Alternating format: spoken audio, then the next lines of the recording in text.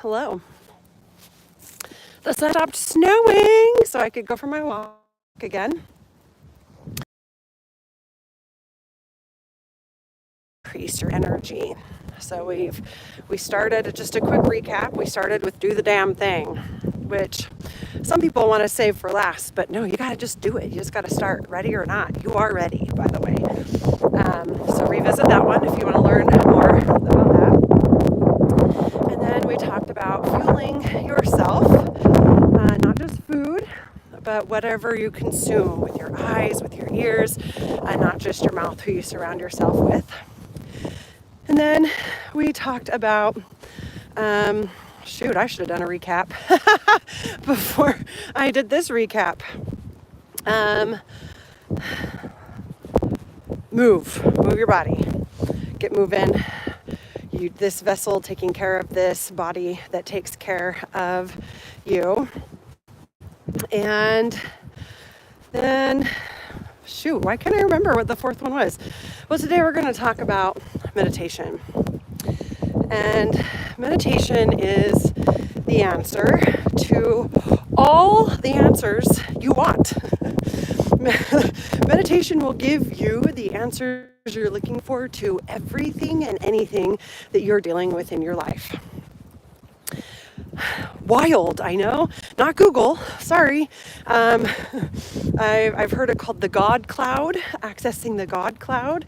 And if God is a loaded word for you, then like the cosmic cloud, the cosmic consciousness cloud, the universal cloud, the Akashic records, the book of life, the, whatever you want to call that.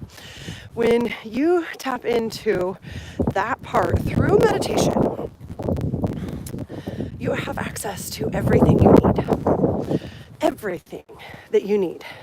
Answers, ideas, inspirations, opportunities, inspirations.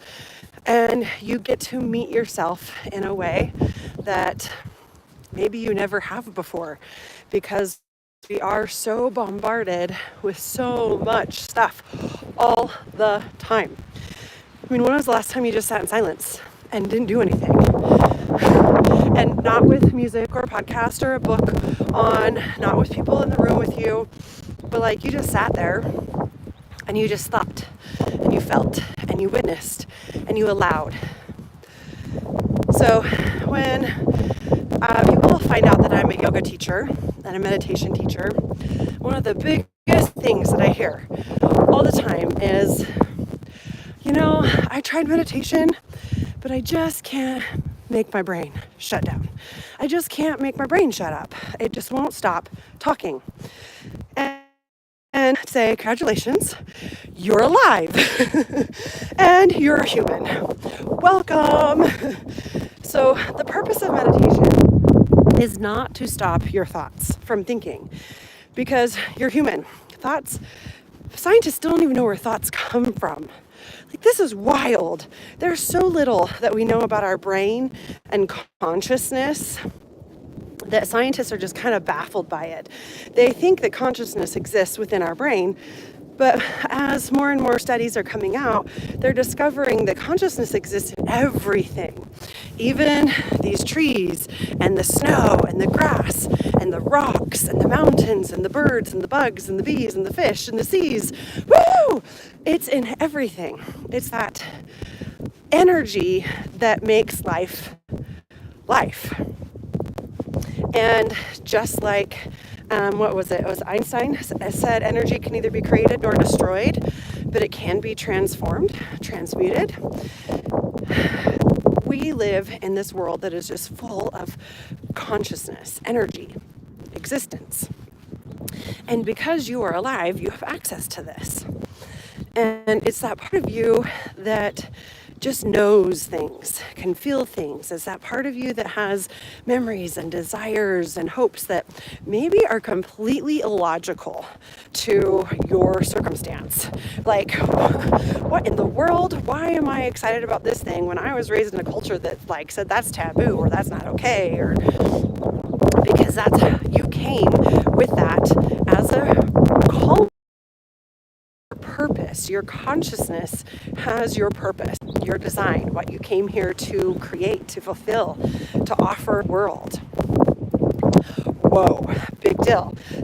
So before you freak out and get super overwhelmed and like, no more responsibility, I can't handle the ones I have currently, this one actually gives you energy.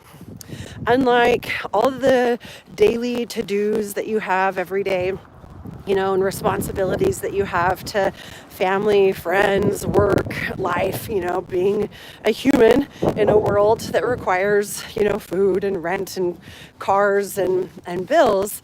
This responsibility actually fuels you when you start working it, when you start living it.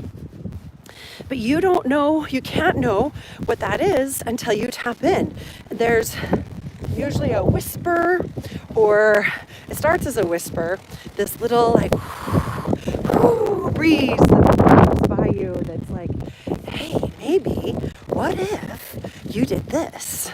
Hey, maybe, what if you tried this? You went here, you said that. Starts as a whisper. But when we live in this world that is so loud and there's always something happening, always something going on, especially in this age of connection where we're connected to everything, everywhere, all at once. We could tap in and see live cams in Gaza right now, like how fucking terrifying is that?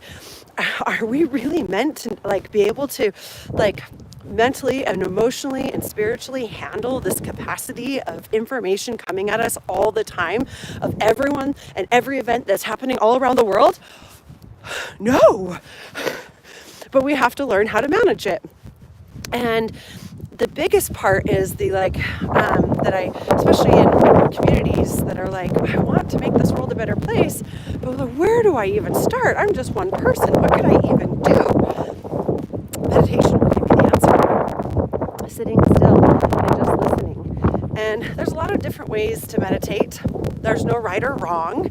You get to explore the different styles and types. And I would invite you to try as many different styles and types until you find one that really feels good, and then sink into that practice for at least a month, every day for a month, to see what happens.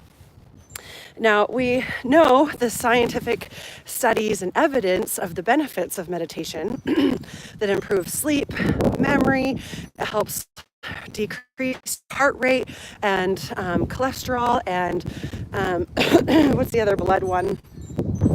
It increases your energy, helps with mood, balance out your moods, it helps balance your hormones. There's a lot of actual physiological benefits to meditating, lowering your stress, helping decrease anxiety and depression. There's so many that can help physically, but spiritually, you get to connect to that part of you that knows what you came here to do. And this is my big thing. This is my pie in the sky dream. This is my, I have a moment of, just imagine for a moment a world where everyone followed their own authority, inner authority. Not up here, not the logical mind, not the thinking mind, but their heart mind. They followed their own inner authority, their own inner guiding system, which can only be accessed through meditation, right? Who was it that said, know thyself? This is really you getting to know who you are, why you came here, and what the next step is. And getting clarity and answers. So I like to sit for at least 10 minutes. 20 is, there's an old Zen proverb or saying that says everyone should meditate for at least 20 minutes a day. Unless that is your time, then you should meditate for an hour. Because if you don't have 20 minutes to sit with yourself and hear your higher guidance, your own inner counsel of what you came here to be, become, and offer to the world, then maybe you need to rethink your priorities and you need to sit for an hour to figure out what's truly important to you. But I just want you to imagine a world where everyone trusts themselves. They have their own inner knowing, their own inner authority, and they trust themselves, and they are doing what they know they came here to do, to share with the world. And they're offering it. Like, there's going to be people that are going to clean the waters and the airs, and people that create art and music that are uplifting and powerful. And there's going to be food supplies and sustainable food practices and diseases that could be completely eradicated when we're not governed by greed and money and status. Instead, we're looking at this. We change the status to how well can you follow your inner guidance? How well can you contribute or commit to following your truth, what you came here to do, and have the courage to do it? That's going to be the new status. And in order to build that, it has to start here. It starts here. This is knowing yourself and trusting yourself is a radical act of revolution. Because society and media wants to tell you what the narrative is. They want to tell you what to think and feel and believe is happening. And with AI, it can be so scary to know what is actually true out of those things. And so when you have access to your own inner knowing, your own intuition, your own inner guiding system, then you can discern for yourself what is true for you and what narrative you actually are supposed to be following and paying attention to, or even starting. Did you come here to be a follower? Did you come here to be a leader? Did you come here to just survive, or did you come here to thrive and create? So meditation is the answer to helping you figure out what you came here for, what you are supposed to do, literally all of the answers you're looking for. So just set a time every day in your schedule, like it's an appointment with yourself, and you are your highest priority. So treat yourself and your appointment like it's with one of the most influential and important customers or clients that you have, because you are. And hold it. Just sit and meditate.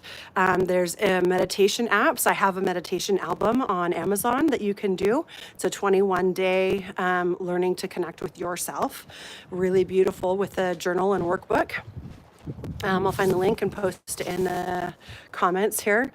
Or you can just sit and breathe and listen to what happens and allow the thoughts, allow the feelings, just don't get stuck in them. Don't identify with them, right? Because meditation, it's not about trying to stop your mind from having thoughts. It's to stop those thoughts from controlling you. We have these thoughts, scientists still don't know where they come from, and then we believe them, and then we act on them, and then we examine the truth of these thoughts. Have we been sat to go, is that true? How does that make me feel? How do I act when I believe that thought? How would I act if I thought a different way? Is there a different way to see this? Is there a different way to think or believe or feel? And that's kind of inquiry of Byron Katie, the work, Judge Your Neighbor worksheets. That's one form of meditation, sitting and listening to your breath, sitting and staring at a picture. Those are two other different ways of meditating.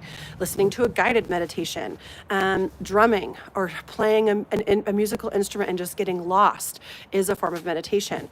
Walking can be a form of meditation if you are connected with each step and each breath.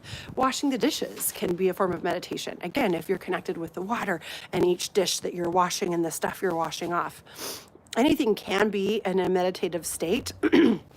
But so many of us haven't been taught how to actually get into that meditative state that we don't even recognize it. But you'll heard of things of like, oh man, I was in the zone. That's a meditative state. So practicing meditation. Every Monday at 11, I teach manifesting meditation in Sacred Intuition Society. And we call in our guides, our team, our spirit team, and we call in our higher self, our intuition, our spirit, our light, our essence, whatever you want to call it. And we ask, what are we supposed to be doing this upcoming week for our highest and best good? And then we share with each other and we send each other energy towards that manifesting. And sometimes there's even like, oh, I could help with that if you'd like some help. And there's resourcing, which is really beautiful. So that's at our Sacred Intuition Society in our school community. And but there's really no wrong way. Just find something that works for you and do it. And let me know any questions you have about meditation in the comments, and I will record videos with my answers, because I've been meditating for a little over 20 years, and it has completely changed my life in so many ways. So beautiful practice, and have a beautiful day. Namaste.